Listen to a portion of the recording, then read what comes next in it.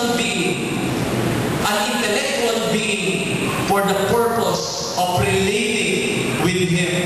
Remember the creation account. God would like for you and me to relate with Him at tayo ay tumanggap ng pag-ibig at tayo ay magbalik ng pag-ibig. Kaya nga tayo hindi robot eh. Remember, hindi tayo, kung kayo ay nag-asawa, hindi kayo pinikot kasi hindi pinipilit ang pag-ibig eh. Ang relationship hindi pinipilit tinatanggap. Remember, hindi tayo shotgun o nagkaroon ng shotgun wedding. Bakit? Kasi ang pag-ibig ay kung sa pinibigay, tatanggapin, ibibigay. Ang Panginoon, you and I were created not as robots.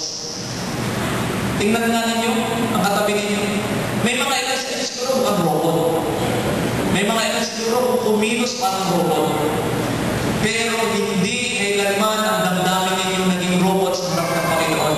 At kailanman tayo ay binigyan ng kalayaan tanggapin ang pag-ibig niya upang tayo ay magkaroon ng relationship sa Kanya. Bakit?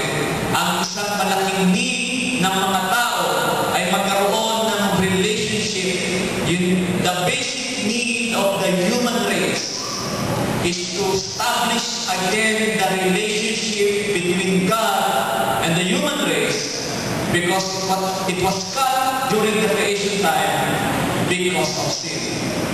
Kaya nga, alam ninyo, ang inyong malaking pangangailangan ay hindi yung anumang basic need na kailangan ng lipunan. Ang basic need ninyo ay maibalik uli yung naising relasyon ng Diyos sa inyo at sa Kanya. At mula doon sa relasyon na yun, maranasan ninyo yung buhay na ganap at kasiyasiyan. Marahil may mga ilan dito na ibigay na ang buhay sa Panginoon. Pero are you living and relating with your Creator continuously all the days of your life? O baka naman, as you relate with your God, kasi yung basic need ninyo, kung ano lang yung gusto ninyo, every Sunday you are related to your God. But Monday to Friday, Panginoon, wag mo akong papakialaman. Pag ako nagagalit ng Panginoon at pag may toyo, hindi wala kahit sa pastor, hindi ako pwede pakialaman. Are you relating with your God? Ano sinasabi ko po? Before we continue, the greatest need of the human race, as we would like to define, is the relationship to be established again to your Creator. At pag naibalik yung relationship na yun, as originally mandated by God, yung buhay natin, kailangan lahat may babalik. Ang Panginoong Jesus, may tatlo dito, His basic needs. Number one, His basic need is to do the will of the Father. John 6:38, ano sabi doon? My food, basahin ninyo, is to do the will of the Father. Ano sabi niya? Ang aking pagkain ay gawin ang kalooban ng Diyos. Ang Ama, ano ang ibig sabihin nun? My food is my basic need. But beyond the food as a basic need for my body, my food is to do the will of my Father. The greatest basic need of Jesus Christ while He's still on here on earth is to do the will of the Father. Yun lang. At pag nagawa yung basic bottom line, magagawa ng lahat. Sabi ng mga boss, ano bottom line? We are doing this business with this bottom line, with this vision and mission. Ano kay Jesus Christ? The bottom line of His mission is to do the will of the Father, the one who sent Him. And Jesus Christ is teaching us that the basic need of you and me is to do the will of the Father. Ano ninyo, paano natin malalaman ang kalooban ng Diyos? Puntahan natin yung ikalawa, bago natin puntahan ang kasagutan.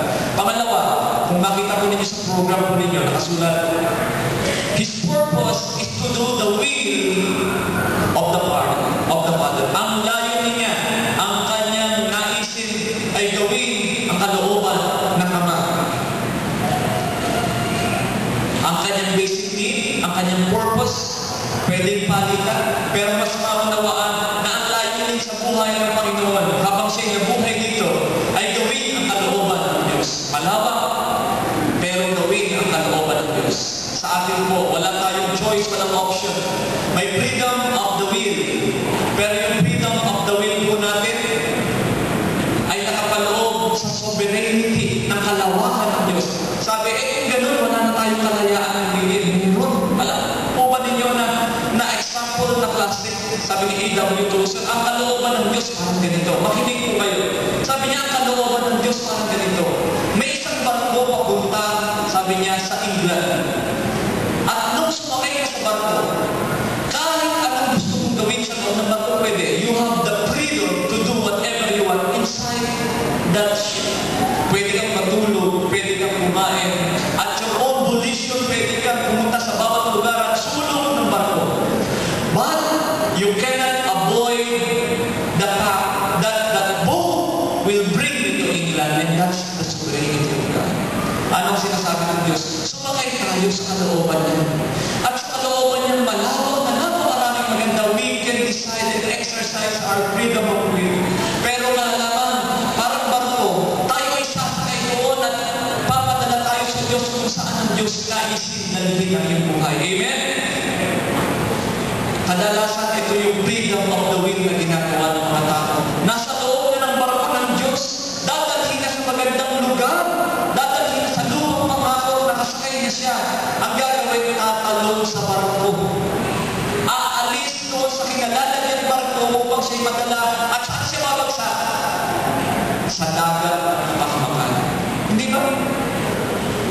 Ang tao, pag pinili na umalis, lumayo sa panawagan at linya ng Diyos, ano mangyari? Siya ay hindi makakarating sa nais ng Diyos siya pagkadalhan. Nawa po, our purpose is to ride along the ship of the sovereignty will of God, and to bring us into that place that God, what is God calling the promised land for you and for me. Napakasarap na tayo ay pabiyahe sa buhay. Figuratively, parang ang hirap. Ikaw ay nakasakay sa barko papunta sa magandang lugar na nais-dali sa iyo. Ang iyong asawa nandun sa barko papunta sa ibang lugar. Ang iyong anak nandun sa ibang barko papunta sa ibang lugar. Siguro magandang palaisipan. Ako ba, ang mga pamilya ko ay ginagawa at naisukay sa layunin ng Diyos para sa aming buhay? Maganda rin siguro mapag-pray, mapag-isipan, kabulayan na ang pamilya isang buong entity, isang unit ng society natin. Hindi lamang ng pamayanan, kundi ng simbahan na tayo sama-sama. Pangatlo, the prayer of Jesus Christ is to do the will of the Father. Sabi niya, Panginoon Ama, kung paano ang kalooban mo ay nagaganap sa langit, ganoon din nawa dito sa lupa. Isipin niyo ito.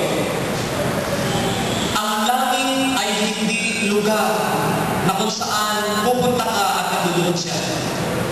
Hindi siya physical na na-imagine natin na punta tayo doon sa park, punta tayo doon sa SM. Ang langit ay hindi isang lugar na kung saan may mga struktura, may mga gold gate, may mga golden padlock, may mga diamante ang bawat lugar. Hindi yun ang langit. Ano sinasabing langit? Ang langit ay lugar kung saan ang Diyos mismo ay naghahari. Ano yun? Ang langit ay lugar kung saan ang Diyos ay naghahari. Ang sabi ng Panginoon Jesus, kung paano sa langit ay maganda, kung paano sa langit ay kainam at lahat ng mga tao na ay sinupunta sa langit, even the drug addicts, ano sinasabi nila kapag maganda pakiramdam nila? Heaven. Kasi ano ang maganda sa heaven? Pag sila ay maganda pakiramdam, ano nila? Heaven. Pero heaven is not a place where you enjoy. Heaven is a place where God's rule and sovereignty is followed. Bakit? Kapag ang Diyos ang nasunod, kahit saan pa yan, gaganda.